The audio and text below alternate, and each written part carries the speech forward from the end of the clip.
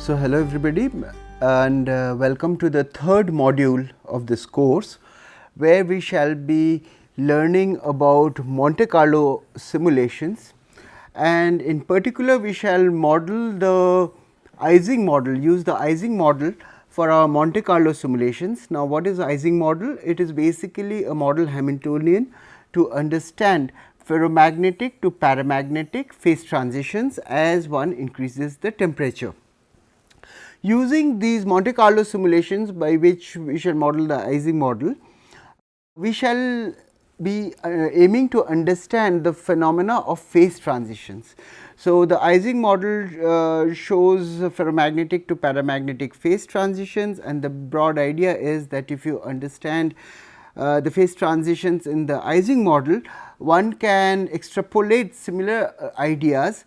So, we can learn the language of phase transitions and extrapolate these ideas to understand other more complicated phase transitions behavior. Now, I understand right at the beginning I introduced a large number of terms with which you might be unfamiliar with. So, I shall basically go through each of these terms and explain what they mean. Okay. So, what does the word simulations mean? So, by simulations, the idea is to model a physical system on the computer, and as you change parameters like temperature, pressure, magnetic field, etc., on the computer, where these things are also modeled in a program on the computer, the system basically shows behavior, change in behavior analogous to the real system, and then you are basically trying to model the system on the computer and understand its behavior. For that, one needs essentially the appropriate degrees of freedom. Now, suppose you are going to model the liquid gas transition, then you basically need to define the position and velocity of n particles in a simulation box. Of course, I shall discuss all these in further detail. Give the effective interaction energy or the Hamiltonian of interaction between the different particles of the box, and then these particles basically interact via this Hamiltonian and they move around in space. So, they collide with each other, they change their positions, they change their velocities, and then using appropriate statistical physics. So, you have specified the microscopic degrees of freedom, and using the language of statistical physics, one can calculate thermodynamic properties of the system and then compare with nature or with experiments. Now, if using the right you are using the right Hamiltonian, you are using the right interaction, you are modeling it appropriately, your model simulations will show the appropriate behavior, and now you have access to all the microscopic degrees of freedom from which you calculate whatever thermodynamic properties you want to calculate and basically develop an understanding of the system. Right. Now, just to remind you, what does statistical physics do? It basically connects microscopic degrees of freedom, or you start from the microscopic physics and it gives you a mechanism to calculate thermodynamic properties of the system, which are typically measured in the lab. Okay. So, before we even discuss the Ising model, which is a model Hamiltonian to understand ferromagnetism, and before we actually talk about simulations, we shall basically revise, or since you might be coming from different backgrounds with different statistical physics 1 course, we shall discuss what is phase transitions, give you some appropriate background about the physics of phase transitions, and only after that background we shall discuss or write down the Ising Hamiltonian, discuss the physics of it, discuss ferromagnetic to paramagnetic transitions, and then we shall get down to the calculation or the simulation details. How are we going to model this model Hamiltonian on the computer to understand ferromagnetic to paramagnetic phase transitions. So, that is the plan. So, the first half an hour or more is going to be discussing phase transitions, statistical physics, and so on and so forth. Before I discuss phase transitions, let me tell you what do I mean by Monte Carlo simulations. Now, even in the first or the second module, you know that Monte Carlo method is essentially solving a problem using stochastic method. So, basically there will be a random number generator. So, even in our simulations and Monte Carlo simulations, we shall use a random number generator to access different microstates of the system. So, when we model the ferromagnet, we shall basically make our model system access different microstates, and how these microstates will be accessed, it will be a stochastic method using a random number generator. I already told you that Ising model is a model Hamiltonian, which basically shows or mimics the magnetic properties. So, using the Ising model we can understand the ferromagnetic phase transition, ferromagnetic to paramagnetic state as you increase the temperature of the system, and this is a good method to understand phase transitions. But let us first discuss what do I mean by phase transition, what is its basic behavior, what do you understand by phase transitions. Now, you might have already have had an intuitive idea with the meaning of the word phase. So, you know that basically when you have ice, it is in a solid phase, and when you increase the temperature it becomes water, or it goes to the liquid phase, and when you increase the temperature to at even higher temperatures above 100 degree centigrade, it becomes the gas phase. So, these are various states of matter, they have different properties, microscopically they have different symmetries, and when you change an external field, in this case the temperature, basically the system goes from one phase to the other phase to the other phase. You might have also known or heard about the ferromagnetic phase transition.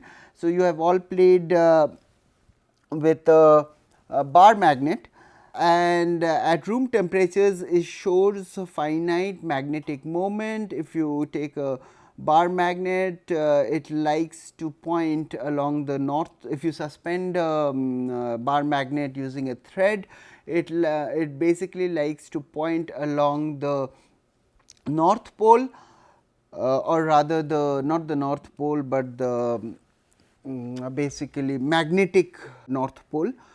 And you know that if you increase the temperature beyond a certain critical temperature, the magnetic moment, the magnetized state of that iron is lost. So, basically again when you increase the temperature, there is a phase transition from the ferromagnetic state to a high temperature state where there is no net magnetic moment. Microscopically, the spins or the magnetic moments point in all possible directions at high temperature, and how and why that happens is what we shall be exploring through our Ising model simulations.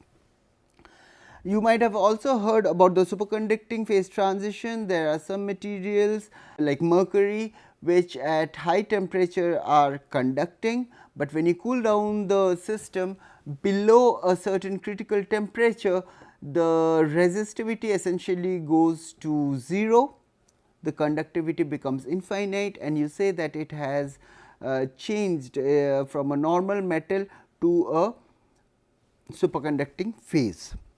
So, these are things which you might have already heard about. Let me introduce to you some phase transitions in some liquid crystals. These liquid crystals are the same liquid crystals that you might know about from liquid crystal displays, liquid crystal LCTVs, and there basically the arrangement of the molecules, and I shall discuss this in greater detail, goes from the isotropic to the nematic to the smectic phase. What are they? So, what are these things? What are liquid crystals and what are these phases? What am I talking about?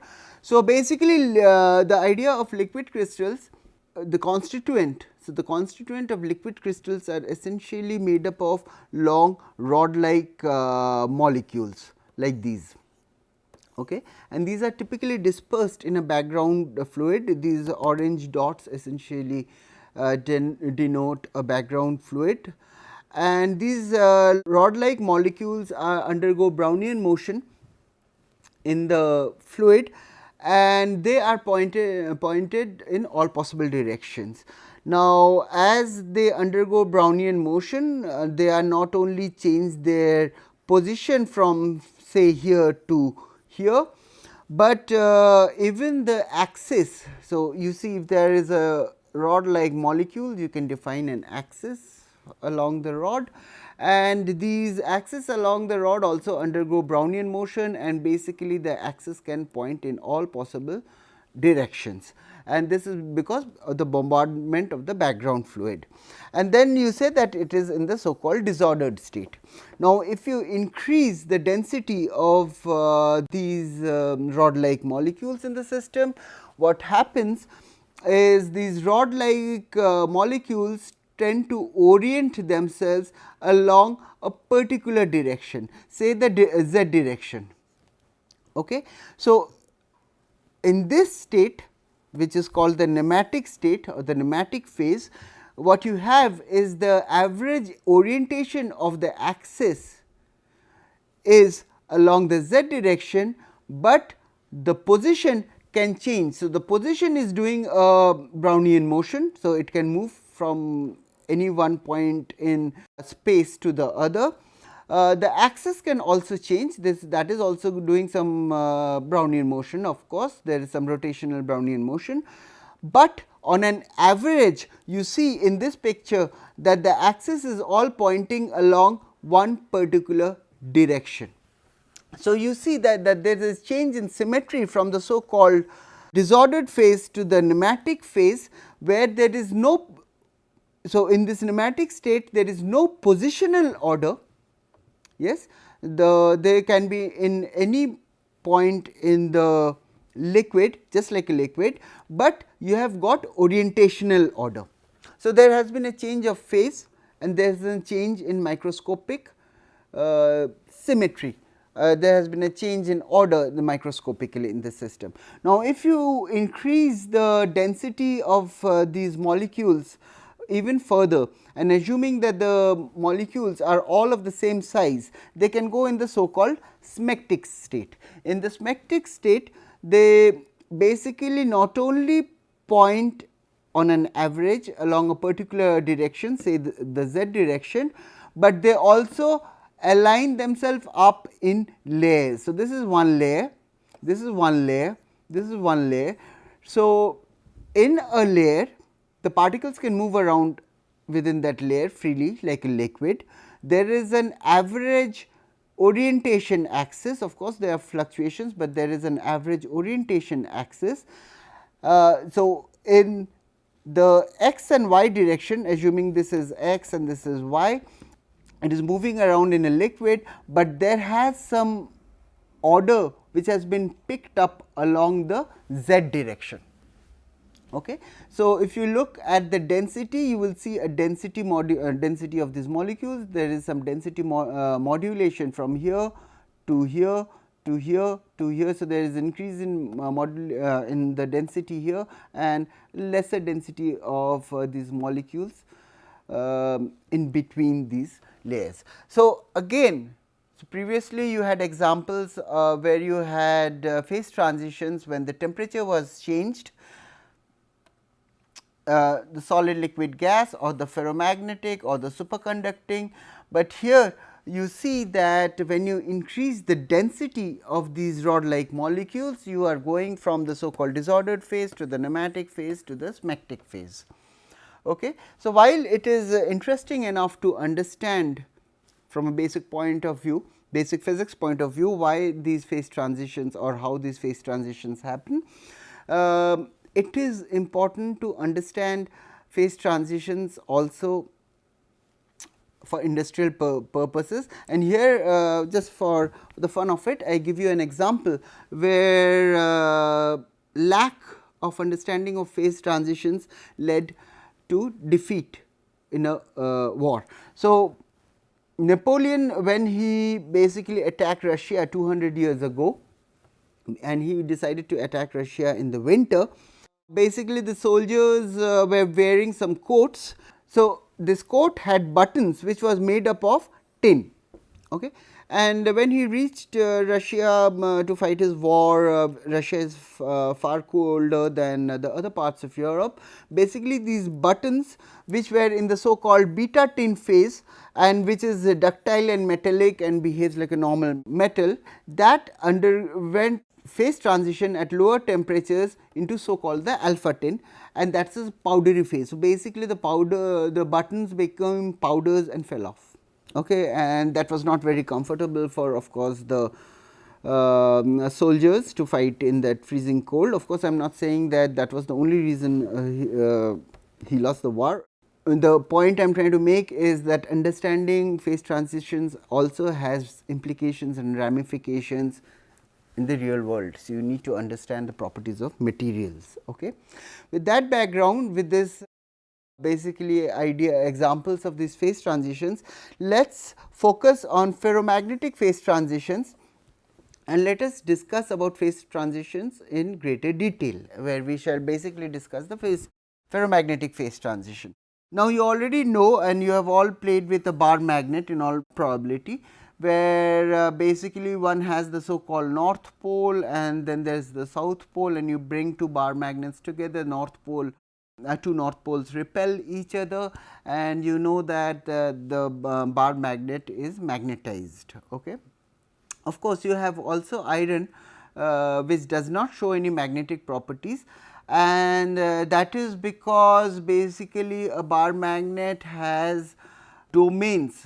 So, room temperature iron at room temperature is always magnetized, but you can also have iron where you have different domains, different regions within the bar magnet, where the magnetic moments are pointing along different directions, like this or like this or like this or like this, in different directions. So, that on an average you are seeing no net magnetic moment.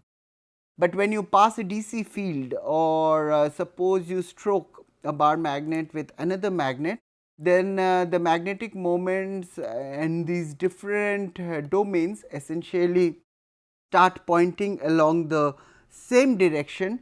So, as a result you see a magnetized iron. But if you heat iron above 770 degree centigrade, which is 1043 Kelvin, you will see that the iron rod, a magnetized or iron rod, loses its magnetic properties. It does not show any net magnetic moment, and the question is how and why, what is happening within the iron that the iron is unable to show its magnetic properties. Similarly, if you have cobalt and if you heat it above 1115 degrees centigrade, then again it is ferromagnetic at room temperatures, but above this temperature it loses its magnetic properties, right. It does not remain a ferromagnet anymore, and nickel is also a ferromagnet and it loses its magnetism above 354 degree Kelvin. And we say that above these so called critical temperatures of 770, 1115 or 354, the iron or the cobalt or the nickel reaches a paramagnetic state. Now, I want to clarify and I want to emphasize that a paramagnetic state is not the same as a paramagnet. So, in a paramagnet, there is no effective interaction between the spins, and it does not show any net magnetic moment at any temperature unless you switch on an external magnetic field. So, what happens in this case in a paramagnet, Due to thermal fluctuations, basically all the magnetic moments in a paramagnet point in different directions, and as a result you see no net magnetic moment. These spins are not interacting with each other, or the magnetic moments are not interacting with each other. For a ferromagnet, there is an interaction between adjacent spins. Okay? So, that interaction always remains, but above a certain critical temperature given in these three cases, what happens is that the thermal fluctuations dominates over the ferromagnetic interactions. We shall discuss this in greater detail, and it behaves like a paramagnet, which means that there is no net magnetic moment between the spins, even though there is interaction between the spins or the magnetic moments in a ferromagnet, which tries to align the spins in the same direction. So, basically what I want to say, that in a ferromagnetic case, when you increase the temperature below a certain critical temperature, it loses its effective magnetic moment and it reaches the paramagnetic state, and that is not the same as a paramagnetic material. I just wanted to emphasize this. So, the high temperature disordered state is called the paramagnetic state. After this, before we go on discussing phase transitions in greater detail, I need to introduce the idea of an order parameter. Okay. So, what is an order parameter? It is a quantity which can be calculated or measured in experiments, and this quantity can be used to distinguish between the two states or the two phases. So, basically it is a quantity which will be 0 in one of the phases and it will have a finite value in the other phase. So, when we are discussing ferromagnetism, magnetization can be used, the quantity magnetization, the effective magnetic moment of the system can be used as an order parameter. At low temperatures, the magnetization, the average magnetization shows a finite value at 0 temperature. So, basically what is plotted on the y axis, you are plotting the magnetization, which you can define as the order parameter to characterize a ferromagnetic to paramagnetic transition. So, on the y axis there is magnetization, on the x axis there is temperature, and at 0 temperature basically all the magnetic moments in a ferromagnet will be pointing in the same direction. The magnetic moment will be the maximum, but as you increase the temperature, you will see that the magnetic moment slowly decreases, and above a certain temperatures called the so called critical temperature Tc, the magnetic moment will go to 0, right. For calculational purposes, so that is what you would measure in the, so this is what you would measure in experiments. For calculation purposes, one can also use the magnetic moment per spin, n being the total number of spins in the system, as the order parameter, and we can calculate what is the average magnetic moment per spin, and that will show some finite value at low temperatures, and above the critical temperature its value will go to 0. There are certain advantages in using this quantity. We shall discuss it as we shall go along. Okay.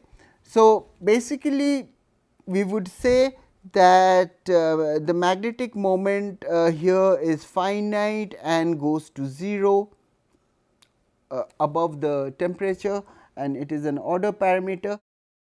And next what I shall introduce the idea of is kind of phase transitions. You have the so called the first order phase transitions, and you have the so called second order phase transitions. I shall discuss that basically the ferromagnetic to paramagnetic transition at Tc is a second order phase transition.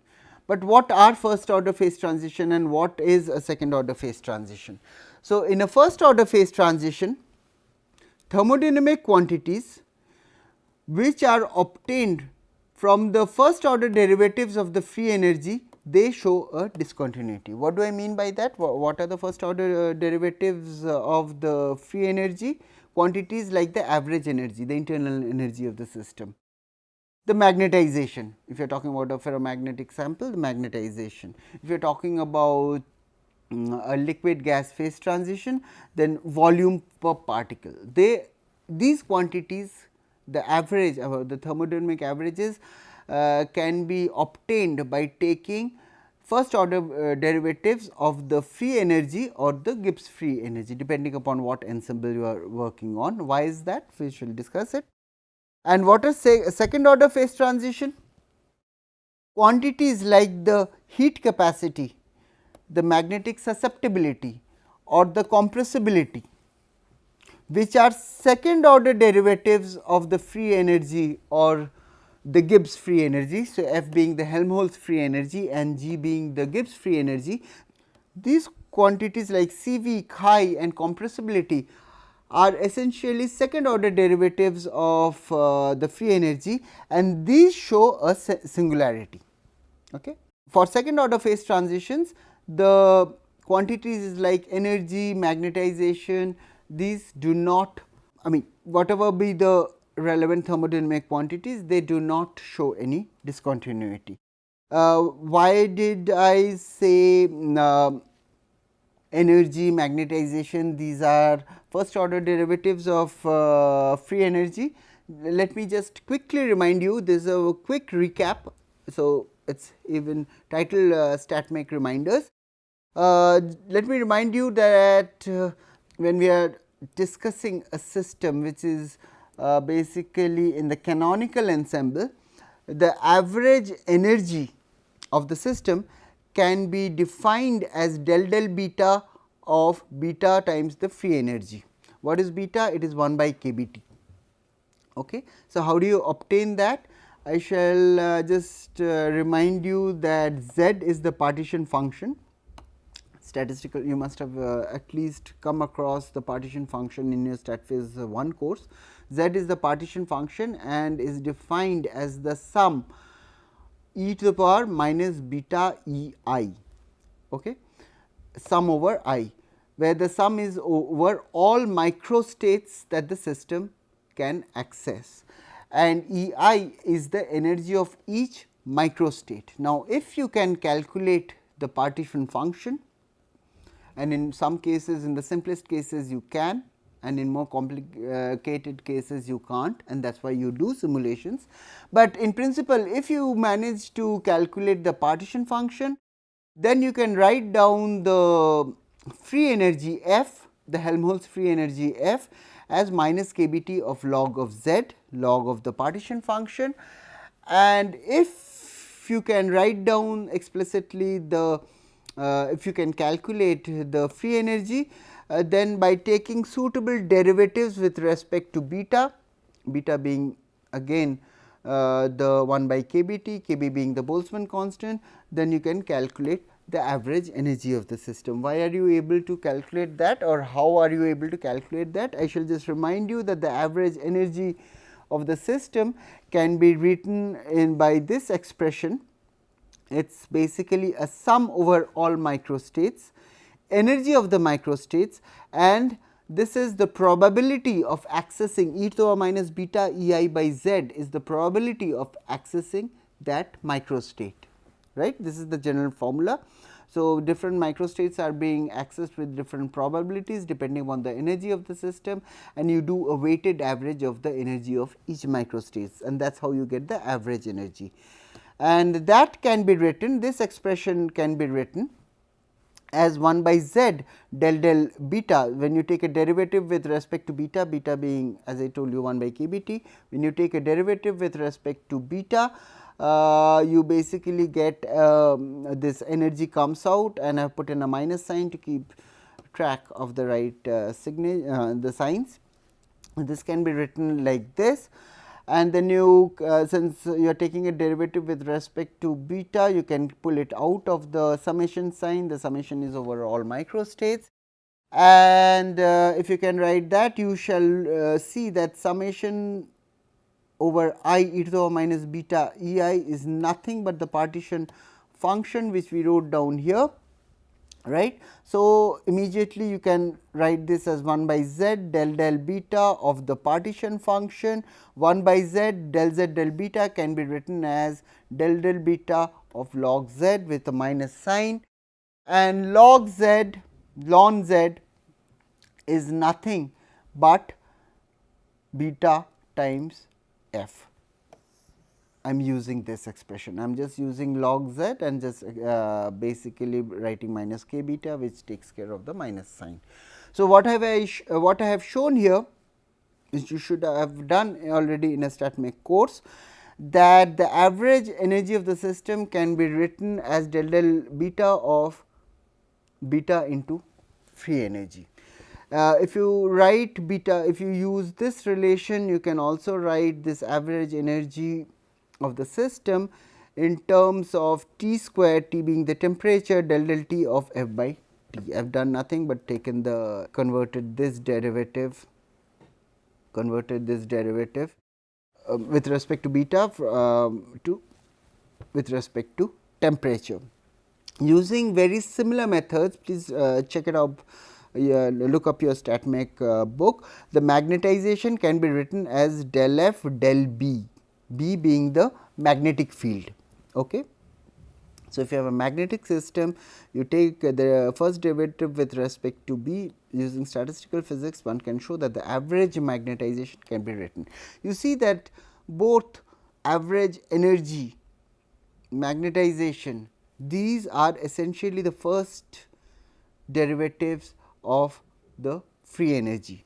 And what I had said, that first order transitions are those where the first order derivatives of the free energy show a discontinuity. Now, in a ferromagnetic to paramagnetic transition, the first order derivatives of the free energy, the average energy and m, they do not show a discontinuity. What is seen is it changes continuously, but C v, which is the second ordered derivative. So, what is C v? It is basic del u del t, del u is the u is the internal energy, which is basically a measure of the average energy of the system. So, C v or chi is the basically magnetic susceptibility, del m del beta, right. So, these show a singularity. Okay. So, the magnetic the ferromagnetic to paramagnetic transition is a second order phase transition, because the first order derivatives do not show any jump. If they show a jump, as when water changes to gas, when you increase the temperature, it is associated with a latent heat. Okay. There is a jump in the first order derivatives, is associated with the latent heat, but a ferromagnetic to paramagnetic transition is essentially a second order phase transition.